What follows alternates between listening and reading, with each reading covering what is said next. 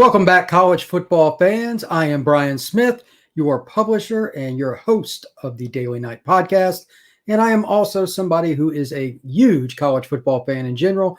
And that's why today I'm going to be talking about the number one team, the Georgia Bulldogs, and kind of a look across college football and where it's going and how you can or cannot compete with Georgia this season. They are undoubtedly the top team. They just got all 63 votes in the AP poll. I've got it over here on my right. And how can you not vote for them based on the numbers I'm about to show? And I've got several teams here that I'm going to compare within this. There's about 15 of them. And just going to talk about pros and cons. Three of these teams that I put in the article on Inside the Nights where I'm putting this podcast, they're detailed a little bit more in a written fashion, but the main reason that I chose them is their quarterbacks can get hot. They've proven it. And with that, you have a chance. No matter what the defense is, you have a chance when you're playing a team if your quarterback's just throwing dimes. It's the unwritten rule. It's just obvious. My guy's better than yours if I put the football exactly where I want it. So with that, here's a couple of things to know. These are Georgia's filthy defensive statistics so far this year, and I do mean filthy. They are only giving up 6.6 points per game. Let me say that again. 6.6 points per game. Ridiculous. The next team is like 14 or something like that in the nation. I forget what it is. I'll pull it up here in a second. But on top of that, rushing statistics, they give up 64.3. That's like number 2 in the country. And passing yards, 144.9. By my math, that's just over 200 yards a game that they give up in totality. Utterly ridiculous. So with that, let's just pull it up just to be safe. Georgia, they've only given up 5 touchdowns this year. No other team is in a situation where they've given up less than 9. 9 is Penn State, but they've given up 12 field goals. So they do a good job in red zone defense. Unfortunately for them, their head coach isn't a very good game day coach, and that's why they have 2 losses despite having a great defense. He's not very good. But Georgia, they've only given up 6.6. The next team is 14.3, over twice as much. And that's one heck of a Michigan defense. They're really good. Clemson, Iowa, these are all good defenses, but they don't even come close to Georgia. So the total opposition here is we have to play good defense to compete with them. We're not going to go out and drop 38 on Georgia. That's very unlikely. And we also need to have a quarterback that can run around, at least make a few plays. Maybe he doesn't in rhythm plays, whatever. Is it Bryce Young at Alabama? Is it Calzada at A&M?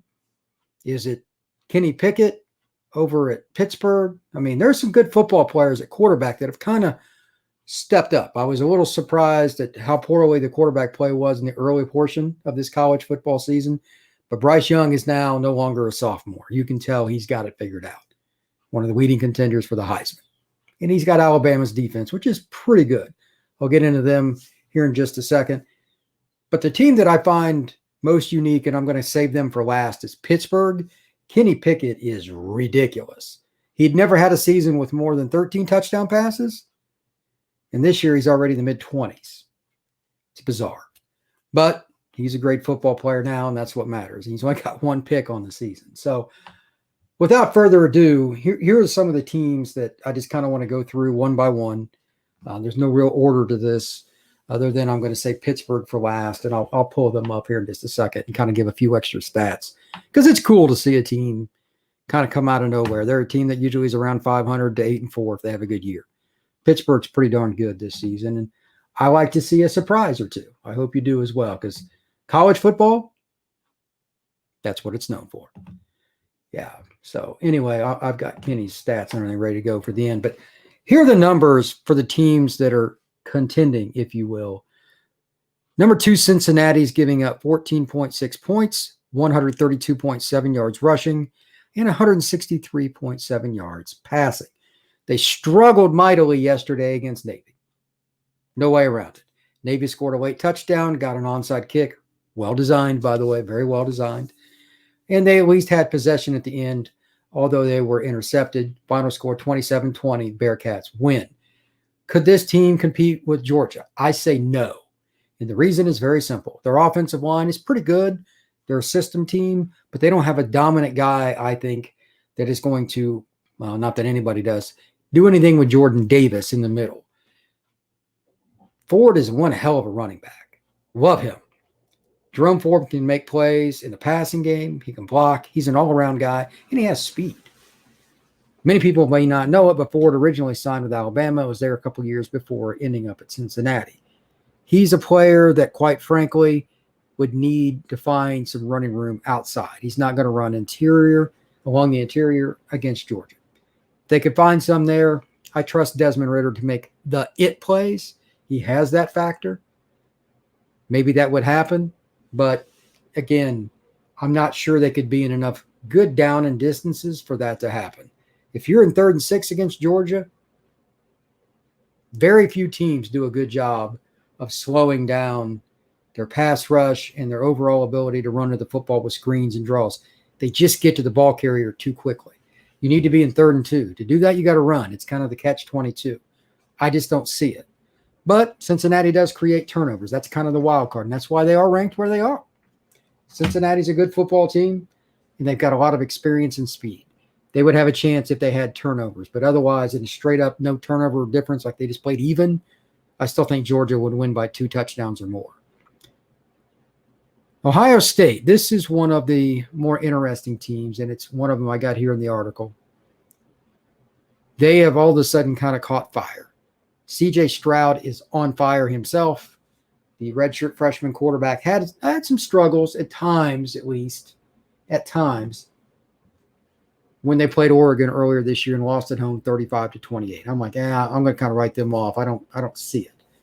But here's what they have got going on. In the last 3 games, Stroud has thrown for 1,002 yards, 14 touchdowns, 0 interceptions. Doesn't matter what level you play at, when you're that consistent, you deserve to be recognized. If he's figured it out and he's got the size, he's a 6'3", 6'4" guy, long, lanky guy that can really hum it. If he can figure that out and now their defense is playing better too, I think it's pretty safe to say Ohio State's going to run the rest of the table. If they go 12-1 and win the Big Ten title, they're going to the college football playoff. Mark it down, write it down, whatever you want to do. You have to make sure that you don't forget about Ohio State just because they lost to Oregon early. Don't forget that. Would they compete with them? Depends on Stroud. Like if he plays like this, they might be the top contender. You could make that argument with Georgia. It's hard to say for sure, but they've got enough talent. Their defense was really shaky early, so I still want to see more before I could say definitively, but offensively, I think it's the best balance. And they've got Travion Henderson. For those of you that do not know, he's a running back that is a freshman that will be a 3-and-out guy. He was the best running back in terms of just pure runner in high school football last year, anywhere in the country. He's out of Virginia, and he's a dude. They've got other good running backs, but he's just beat them out. Tremendous football player. So they've got explosiveness. They might be able to do something. But again, it's hard to run the ball against Georgia. Alabama, this is the one everybody wants to know. Of course they can. Nick Saban always finds a way to scheme against guys, especially somebody that worked for him for about 10, 12 years. Kirby was his defensive coordinator forever. Can they get it done? Well, that depends on the following. Alabama sometimes goes through the motions in a game. They certainly did yesterday against Tennessee, and they were struggling. At one point, it was 21-14, and Tennessee had the ball, something like that. I mean, it was just kind of And then in the latter half of the third quarter, all the way through the fourth quarter, Alabama just stomped them, just absolutely stomped them. Why? I don't know. Tennessee played hard, and they've got a good system. They've got a good quarterback. I get all that. But Alabama didn't tackle as well as they should, and they didn't have as many mental errors, or they had too many mental errors for what you would expect out of a Nick Saban defense. It was a touchdown. A guy's just flat out wide open in the middle of the end zone. Nobody within 5 yards of it. Those kind of plays don't normally happen for them. I'm going to say yes, though, because he always seems to rise to the occasion. Along with Ohio State, that's the easiest pick. And quite frankly, that's just reality. I'm just going with the checkbox here. Yes or no? I'm going to go yes. Oklahoma, hell no. You guys were down 10-0 to Kansas. before I even get into stats, and by the way, Alabama gives up 20.6, 90 rushing yards, and 219 yards passing. But Oklahoma was down 10-0 to Kansas. They're still ranked in the top 5. That is not a top 10 team right now. It is not even close. They are a roller coaster, and I love Caleb Williams. He does not play defense, and something's goofy with them in general. Kansas is atrocious, and they were up 10-0. Oklahoma, 24.6 points, 111.8 yards rushing, and 273.4 yards passing allowed. These are all defensive statistics. They're just not good enough defensively. The 273 yards passing is terrible. They're not going to beat anybody that. They'll get beat bad. It's kind of a changeover year for them. I think Lincoln Riley's doing a good job, but they're just not there. Do they need to find a transfer or something? They've got to get an impact guy at corner or D end, or they're never going to get over the top. And what I mean by that is, in addition to what they have, that just straight up first-round draft pick, top 10, top 15 guy, that's what they're missing in addition to what they have. They got good pieces, but they need another guy. Texas A&M, this is one of the other 3 teams that I mentioned in the article. They're really hard to figure out. Zach Calzada shredded Alabama, especially early on. He's barely thrown over 50% completion percentage in the 2 games following. Against Missouri and South Carolina, 2 teams, especially Missouri, who is terrible on defense. So I have no idea what to tell you. If he's hot, though, he can do it. And their defense is legit. 16.1, 129.4, and 199.9 points, rushing, passing. That's what they allow. A&M definitely could in a single game situation. They play a defense that's physical, it's fast, and it has a ton of depth up front on the D line, which would counter what Georgia likes to do, and that's pound the football. If you do not find a way to at least, Kirby Smart hates the forward pass. That's my personal opinion. He's got a ton of running backs, but the forward pass to him is basically a 4-letter word thrown at his wife. That's how he looks at it. So, with that being said, would Calzada get hot enough to do it? Well, he did it against Alabama. It doesn't get any bigger than that. So maybe. It's possible. We'll see. The other team that is intriguing, and I'm kind of waiting for them to play somebody that I go, oh, let's see what they can do here, is Michigan. Their defense, second best in the country in scoring. 14.3 points per game allowed, 116.6 rushing allowed, and 182.4 passing. They are legit up front on defense. They get after it. They keep the ball away from you by running the ball. It's really old school Michigan in terms of just the kind of the number style, but the philosophy and formations are totally different. They're a spread. They've got speed, but they've got 2 or 3 good running backs that constantly beat you up. That's a team that could make the playoff, definitely. They could beat Ohio State. They absolutely could. I don't care where the game's at, and I don't know. If you bring your run defense and your running game with you, you can win road games. That really never changes at any level of football, Michigan and Ohio State included.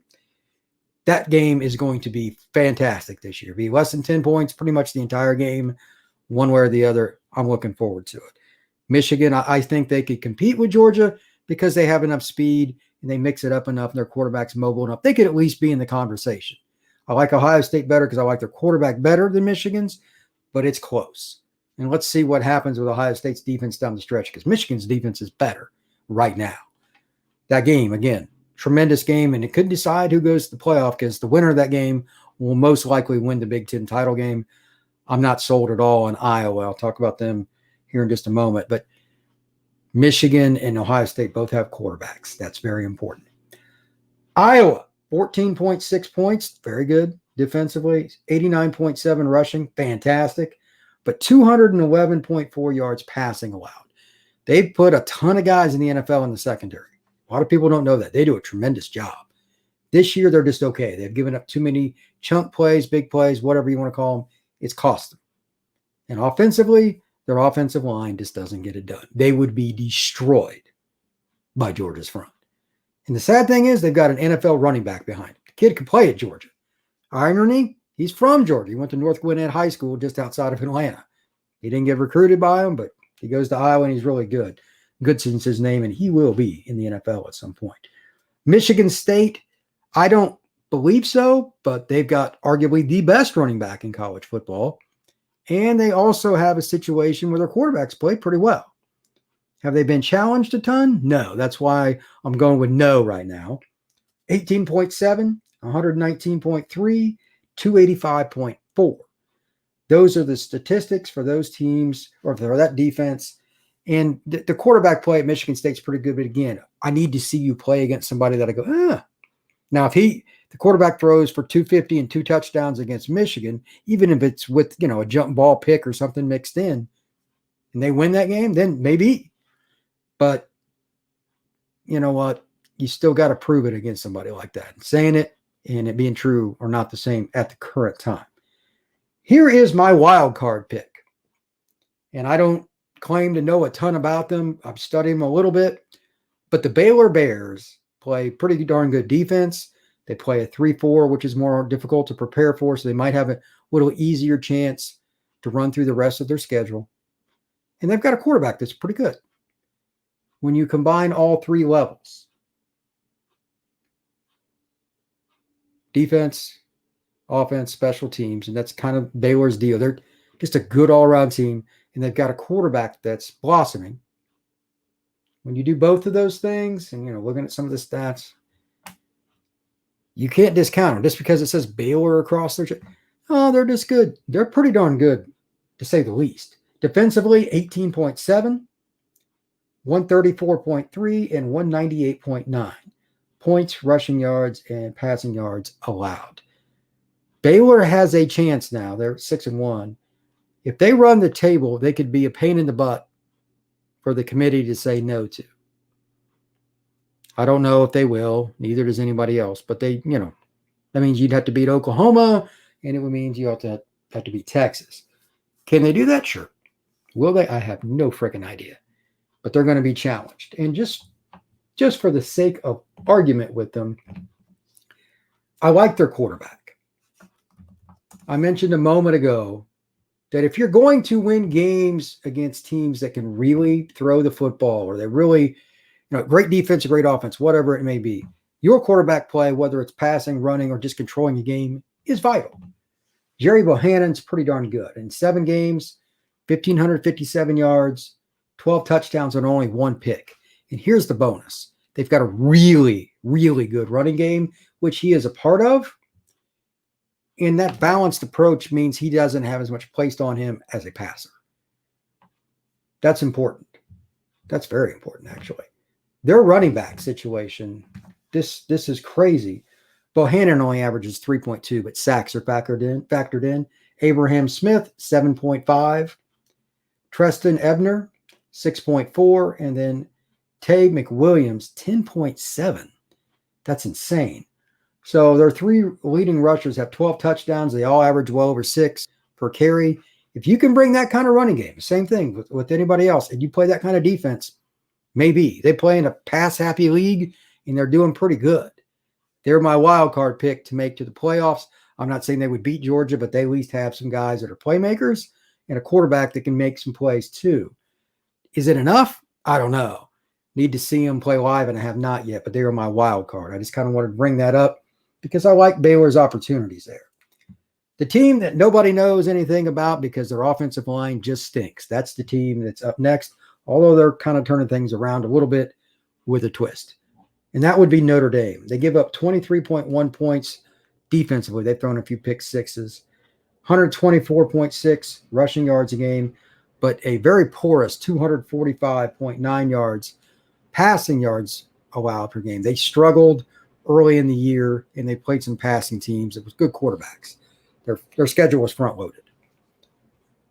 Cincinnati, USC, Toledo's quarterback's pretty good, and they played Florida State. Teams that could do some different things and take some shots down the field. Florida State hit a couple big plays.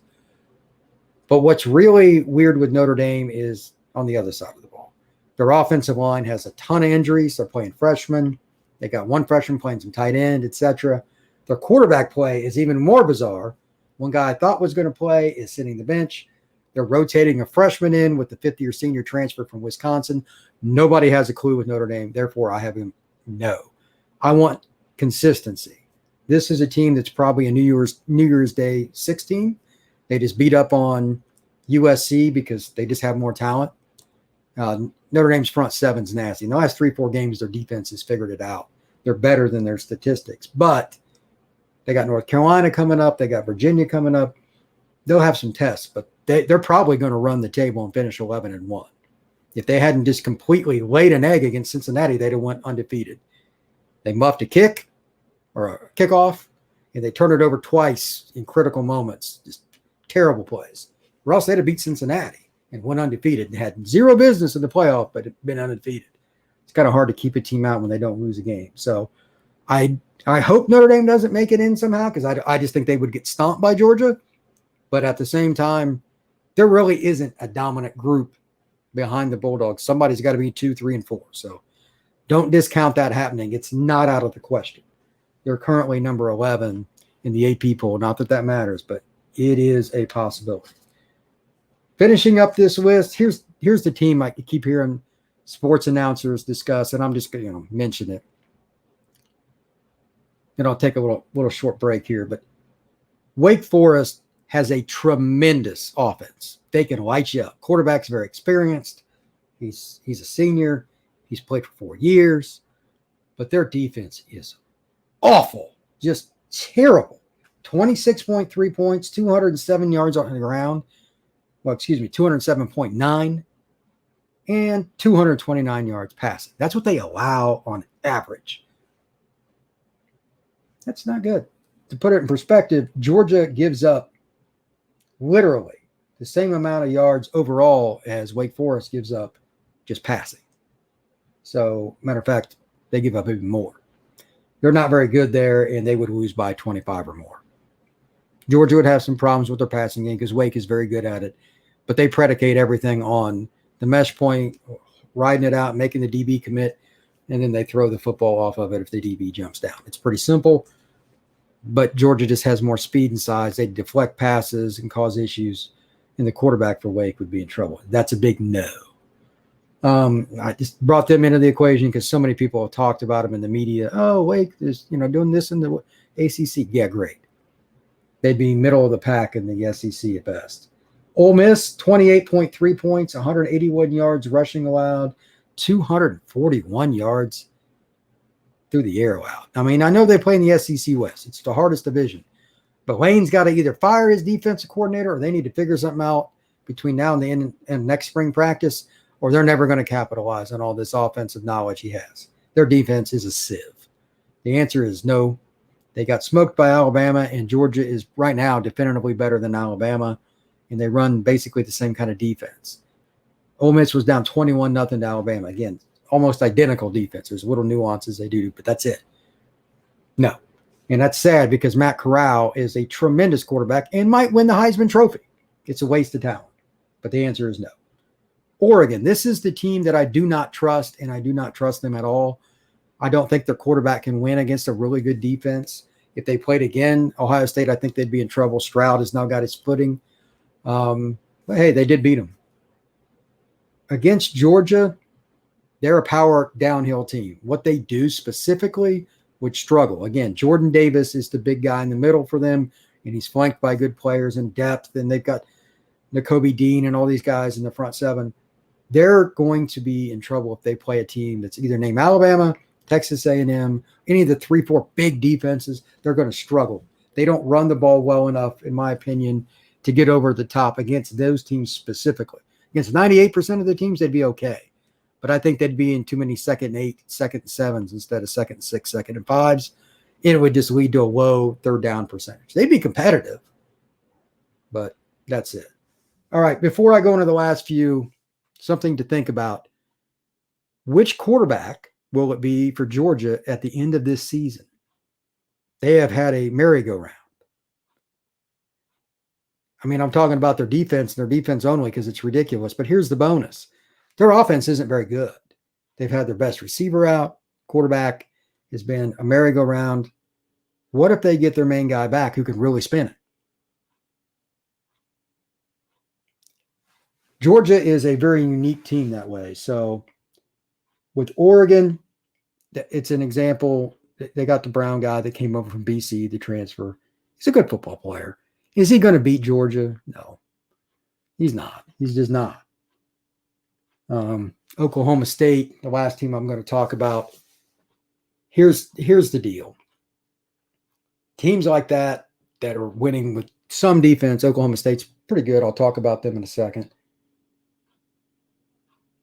They're just not quite there where they need to be. They would need to have a red hot quarterback.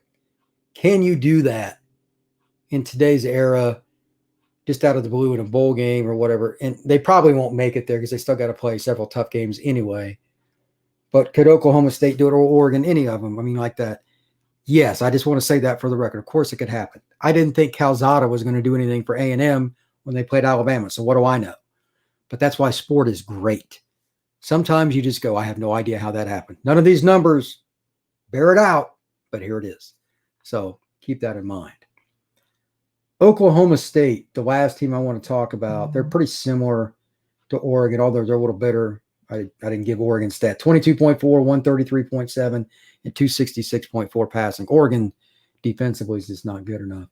Oak State, 20.1, 111.8, 222.4 passing. They're decent on defense. Their quarterback play hasn't been quite up to what you might think. They do a great job with quarterbacks in Stillwater, Oklahoma. But at the same time, they also do something else. And that's they just find ways to win. They win close games. They get over that hump. They would be competitive, and I think they're a chance to run the table in the Big 12, but history shows they'll lose 2 of them. They might lose in a shootout to Oklahoma. They might lose in a shootout to somebody else. Who knows? Could be Baylor or whatever. They find a way to do that. Can they finally get over the top and not shoot themselves in the foot down the stretch? We'll find out. So the only other thing I want to mention is I want to see a competitive playoff. I don't care which teams they are. The playoffs have been disappointing since it started because there's always 1 or 2 teams that are just way up there.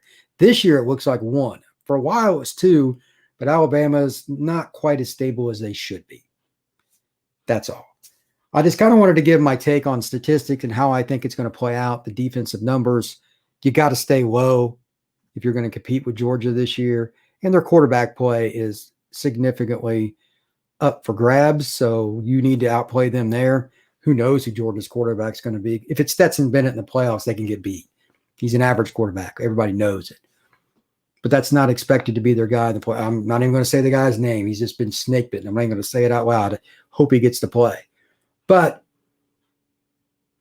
you got to see him on the field for it to happen. So maybe Calzada and A&M, maybe they find a way to get to the playoff. Who knows? Maybe it's somebody else like Ohio State, C.J. Stroud. He's turned it around. That's why college football is great, though. Not enough credit is given to the sport in general just for its incredibly unique upsets that happen all the time. I mean, did anybody even think Kansas was going to be up 10-0 at any point in the game against Oklahoma on Saturday? I sure as heck didn't. That's college football. Did anybody think Illinois was going to beat Penn State, who, by the way, and once again, has a very mediocre at best head coach on game days? Give me a break. Illinois should never come close to Penn State, good quarterback or not, in Happy Valley. That guy's an average head coach. Just recruits well. But that's why it's fun. So with that, stick with me. I'm going to be covering a few more things like this as we now start to close in on the college football playoffs. I'll do an update similar to this at some point each week, talking about quarterback play. That's my favorite thing to talk about.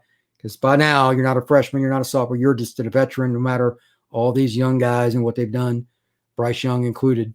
And then we have some defensive statistics that we can really chew on because it's a half season or more, and there's enough credence. You didn't just have a good game and a bad game, and that's your whole stat. So we need to see a few more games to know, but it looks like there's about 5 to 8 teams that can compete for the playoffs, and then a few other of these teams we need some proof because historically they don't get there. You know, what happens with a team like Iowa? Do they suddenly find some offense and they get back in it? Does a team such as Baylor, who nobody thought was going to be there, does their quarterback and their offense, balanced as it is, do they sneak into the playoff by beating somebody like Oklahoma? It's possible. And that's why it's great. I'm Brian Smith. I'm publisher of Inside the Knights, and I also have this podcast. Check me out. Make sure everybody has a safe and happy rest of your Monday.